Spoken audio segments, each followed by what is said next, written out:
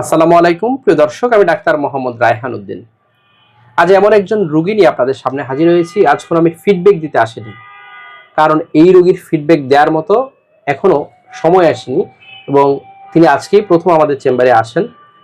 তিনি যে সমস্যাগুলো নিয়ে এসেছেন সেটি আজকে আপনাদের সাথে আমি আলোচনা করব। তার মূল কারণ হচ্ছে যে যৌন সমস্যার কারণে একজন মানুষ কি পরিমাণ হতাশায় ভুগতে পারেন সেটির চিত্র আজকে আমি এই রোগীর মাধ্যমে আপনাদের কাছে তুলে ধরব।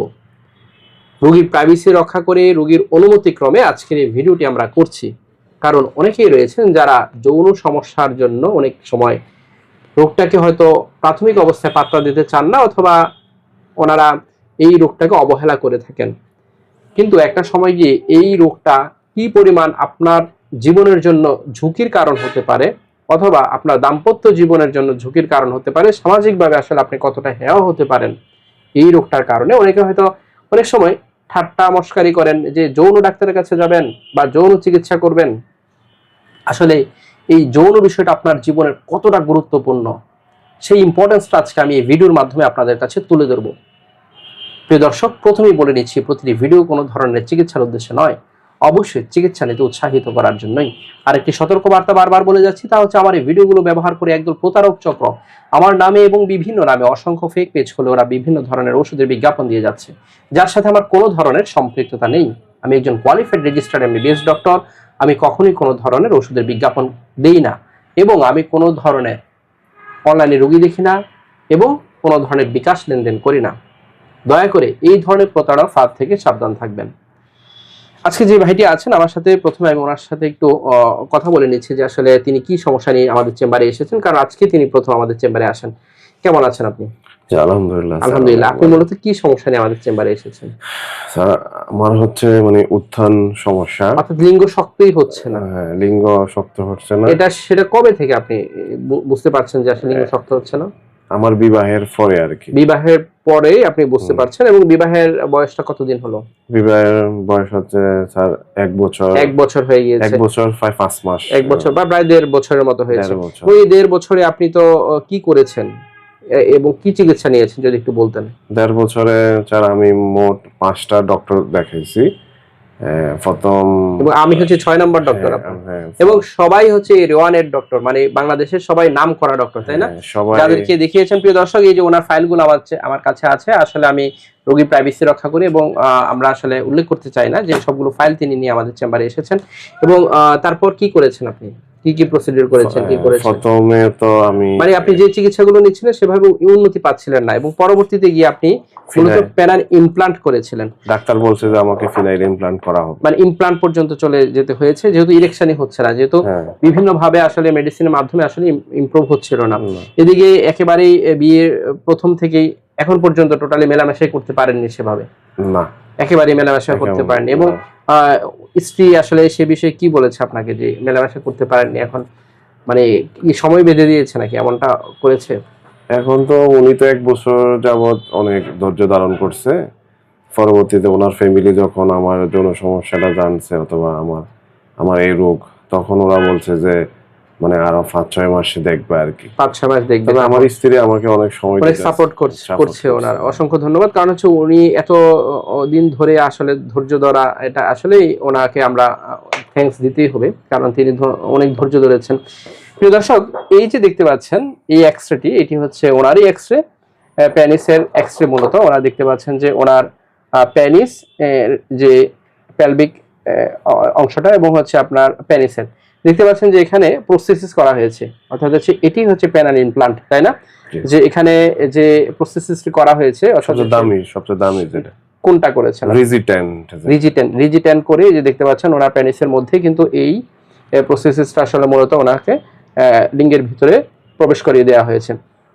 এতে কোনো সমস্যা হচ্ছে না তো আপনার? মানে চলাফেরা কোনো অসুবিধা হচ্ছে না তো? নরমালি আছে। কিন্তু তারপরেও তিনি মেলামেশায় যে আপনার মধ্যে যে উত্তেজনা, অথবা আপনার মধ্যে যে আসলে সেক্সুয়াল যে ফিলিং, সেটার ঘাটতি মনে হচ্ছে আপনার, সেটা একেবারে নেই আপনি বলছিলেন। কিন্তু প্যানাল ইমপ্লান্ট করে দেওয়া হয়েছে, অর্থাৎ পেনিসের এই যে অপারেশনের কোনো সমস্যা হয়নি এবং অপারেশনও ঠিক আছে এবং সবকিছু মিলিয়ে আপনার প্যানেল ইমপ্লান্ট ঠিক আছে। দেখতে পাচ্ছেন এটি হচ্ছে প্যানেল ইমপ্লান্ট, প্রিয় দর্শক, এই যে ইমপ্লান্ট করা হয়েছে। কিন্তু তারপরও যে সেক্সুয়াল আসলে আপনার মধ্যে আর্জ আসছে না, অর্থাৎ হচ্ছে আপনার মধ্যে যৌন অনুভূতিটা সেরকম ভাবে পাচ্ছেন না, বা স্ত্রী সেভাবে মানে অর্গাজম পাচ্ছে না, মিলনের তৃপ্তিটা পাচ্ছেন না, মানে কেন সেটা আপনার কাছে মনে হচ্ছে যে খুব ভালোভাবে আপনার হার্ড হচ্ছে না, এরকমই সমস্যা। মানে প্রসেসিস করার পর জাস্ট শুধু হচ্ছে প্রসেসিস করার পর থেকে আপনি মেলামেশা কিছুটা করতে পারছেন, কিন্তু যে এনার্জি নিয়ে সেক্স করা সেটা পাচ্ছেন না। মানে প্রসেসিস করার পরে মানে একটু করা গেছে আর কি, মেলামেশা করা যাচ্ছে, কিন্তু সেটা আসলে মানে এনার্জেটিক না। প্রিয় দর্শক, আজকের এই ভিডিওটি আপনার অনুমতিক্রমে করা হচ্ছে তো? জি জি, অনুমতিক্রমে করা হচ্ছে, কারণ প্রথমে আজকে আমরা ভিডিওটি করছি যে ওনার চিকিৎসা আমরা শুরু করে নাই। এই চিকিৎসাটার মূল কারণ আমি আজকে আপনাদেরকে একটু বলবো যে কেন আজকে আমি ভিডিওটি করছি। তিনি যা বলছেন ওর ইরেকটাইল ডিসফাংশন হচ্ছে, এবং এর মধ্যে আমরা আজকে কিছু পরীক্ষা করেছি, পরীক্ষার মাধ্যমে আমরা যা পেয়েছি, জাস্ট আজকের পরীক্ষাটা আমি একটু সামারাইজ করি, যে বেশি পরীক্ষা করি না, আজকে মাত্র 2-3টা পরীক্ষা করেছি আমরা। ওনার আপনার তো অনিয়ন্ত্রিত ডায়াবেটিস, তাই না? ডায়াবেটিস নিয়ন্ত্রণে থাকে না, আজকেও কিন্তু ডায়াবেটিস কিন্তু বেশি এসেছে।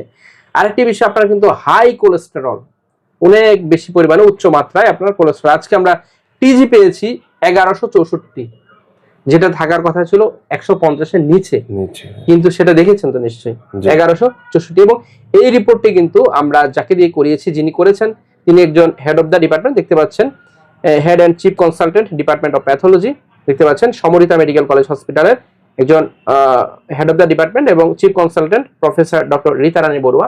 এই ম্যাডাম কিন্তু আপনার এই রিপোর্টটি দেখেছেন, ক্রস চেক করেছেন এবং করে তিনি কিন্তু এই রিপোর্টটি কিন্তু আপনাকে দিয়েছেন।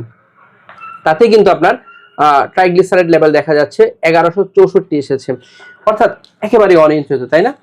এই যে অনিয়ন্ত্রিত জীবনযাপন, সেটি কিন্তু এই উত্থানজনিত সমস্যার একটি মূল কারণ হয়ে দাঁড়িয়েছে। ওনার অনিয়ন্ত্রিত ডায়াবেটিস, অনিয়ন্ত্রিত কোলেস্টেরল, এবং ওনার এই যে ওনার আপনার ওয়েটটাও কিন্তু বেশি, তাই না? অবেসিটি, অর্থাৎ হচ্ছে ওনার ওজন কিন্তু বেশি, 95, আর ফ্যাটের ভুঁড়িটা একটু বেশি, ফ্যাটের ভুঁড়িটা অনেক বেশি, অর্থাৎ হচ্ছে ওনার মানে সেন্ট্রাল অবেসিটি আমরা যাকে বলে থাকি, অর্থাৎ হচ্ছে ওনার পেটটা অনেক বড় এবং ওনার ওজন কিন্তু 95 কেজি, মানে ওনার হাইট অনুযায়ী ওনার শরীরের অতিরিক্ত ওজন। এই জিনিসগুলোর জন্য আজকের আমার এই ভিডিওটি করা, কারণ আপনি যতই পেনাল প্রসেসিস করেন, যতই আপনি চিকিৎসা নিচ্ছেন, আপনি যদি লাইফস্টাইল ঠিক না করেন, আপনি যদি ডায়াবেটিস কন্ট্রোল না করতে পারেন, আপনি যদি কোলেস্টেরল নিয়ন্ত্রণে না রাখতে পারেন, আপনি যদি প্রেশার নিয়ন্ত্রণে না রাখতে পারেন, অর্থাৎ আপনার শরীরে যে লাইফস্টাইল ওজন নিয়ন্ত্রণে না রাখতে পারেন, তাহলে আপনাকে যৌন জীবনে প্রসেসিস করেও আপনি সেক্সুয়াল ফিলিংস বা সেক্সুয়াল আর্জ হয়তো আপনি মেলামেশা করতে পারছেন প্রসেসিস করার কারণে, যেহেতু লিঙ্গটা কিছুটা প্রসেসিস করার কারণে দাঁড়িয়ে থাকে, তাই না? সেজন্য কিন্তু আসল যে ফিলিংসটা সেটা কিন্তু পাচ্ছেন না, এবং ওয়াইফ কিন্তু সেই ফিলটা মানে ওনাকে বলছে যে আসলে সেই ফিলটা ওয়াইফও পাচ্ছে না। তাহলে আজকের এই ভিডিওটি করার মূল উদ্দেশ্য হচ্ছে আপনাকে আজকে থেকে সিদ্ধান্ত নিতে হবে আপনার লাইফস্টাইল আপনি কিভাবে চালাবেন। আপনি কি আপনার কোলেস্টেরল লেভেল অনেক হাই নিয়ে চলবেন, আপনার সেন্ট্রাল অবেসিটি নিয়ে আপনি চলবেন, নাকি আজকে থেকে আপনি সিদ্ধান্ত নেবেন যে আপনার ডায়াবেটিস নিয়ন্ত্রণ করার জন্য, আপনি এক্সারসাইজ করার জন্য, আপনার ওজন নিয়ন্ত্রণে আনার জন্য, আপনার কোলেস্টেরল নিয়ন্ত্রণে আনার জন্য। যদি ডায়াবেটিসের কারণে ইরেকটাইল ডিসফাংশন হয়ে থাকে, সেটা আমি সবসময় বলে থাকি, এই উত্থানজনিত সমস্যা কারেকশন করা মেডিকেল সায়েন্স অনুযায়ী আসলে অনেক কঠিন হয়ে পড়ে, কারণ আপনার নার্ভগুলি ড্যামেজ করে দিচ্ছে অনিয়ন্ত্রিত ডায়াবেটিস। আমরা যেটাকে বলে থাকি পেরিফেরাল নিউরোপ্যাথি করে, অর্থাৎ হচ্ছে আপনার হাতের আঙ্গুলে দেখবেন তখন টাচ করলে আপনার বোধ কমে যাচ্ছে, পায়ের আঙ্গুলে আপনার বোধ কমে যাচ্ছে, যে পেরিফেরাল নিউরোপ্যাথি পর্যন্ত করে ফেলতে পারে। এবং এই অনিয়ন্ত্রিত ডায়াবেটিসের কারণে উত্থানজনিত সমস্যা মারাত্মক আকার ধারণ করতে পারে। আজকের এই ভিডিওটি যারা দেখছেন হয়তো ভাবছেন যে ডায়াবেটিস অনিয়ন্ত্রিত কিছুই হবে না, কিন্তু আমি আপনাকে বলছি ডায়াবেটিস অনিয়ন্ত্রিত থাকলে আজ আর কাল আপনার যৌন সমস্যা দেখা দিবেই, এবং সেটা একটা পর্যায়ে ইরেকটাইল ডিসফাংশন পর্যন্ত দেখা দিতে পারে। এটিই তার প্রমাণ। পরবর্তীতে লাখ লাখ টাকা খরচ করতে হয়, পরবর্তীতে লাখ লাখ টাকা খরচ করতে হয়। এখন পর্যন্ত কত লাখ টাকা খরচ হয়ে গিয়েছে? প্রায় 8 লাখ টাকা খরচ, প্রায় 8 লক্ষ টাকা ওনার কিন্তু এই চিকিৎসা ব্যয় হয়েছে, কিন্তু এখন পর্যন্ত তিনি কিন্তু সেই পর্যায়ে কিন্তু যেতে পারেন, উন্নতি করতে পারেনি। কিন্তু যদি আপনি এই যে আজকে দেখলেন যে আপনার প্রসেসিস করে আসলে আপনার কোলেস্টেরল লেভেল যদি প্রায় 1164 যদি থাকে, তাহলে আসলে কিভাবে ইমপ্রুভ পাবেন? আজকে থেকে আপনার ডায়াবেটিস একেবারেই নিয়ন্ত্রণে আনতে হবে, কোলেস্ট্রল নিয়ন্ত্রণে আনতে হবে, ওজন নিয়ন্ত্রণে আনতে হবে। আপনার সেন্ট্রাল অবেসিটি থাকতেই পারবে না, কোনোভাবে আসলে পেট রাখা যাবে না, অর্থাৎ পেট একেবারে নর্মাল করে নিতে হবে। অর্থাৎ ব্যায়ামের মাধ্যমে, ডায়েটের মাধ্যমে, যেভাবেই হোক ওজনটা কিন্তু আপনাকে অবশ্যই নিয়ন্ত্রণে আনতে হবে। প্রিয় দর্শক, আজকের এই ভিডিওটি করার মূল উদ্দেশ্য হচ্ছে আপনাকে সচেতন করার জন্য।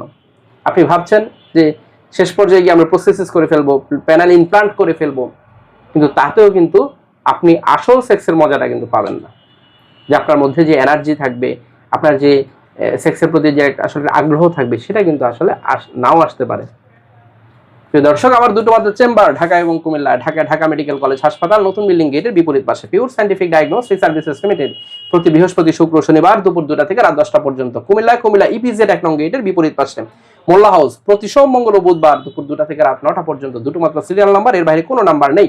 নাম্বারগুলো হচ্ছে 01647386185, আরেকটি নাম্বার হচ্ছে 01727375664। এই দুটো নাম্বারের বাইরে কোনো ধরনের নাম্বার নেই। যারা আমার নিয়মিত ভিডিওগুলো দেখে থাকেন, আপনাদের প্রতি কৃতজ্ঞতা জানিয়ে শেষ করছি। আসসালামু আলাইকুম।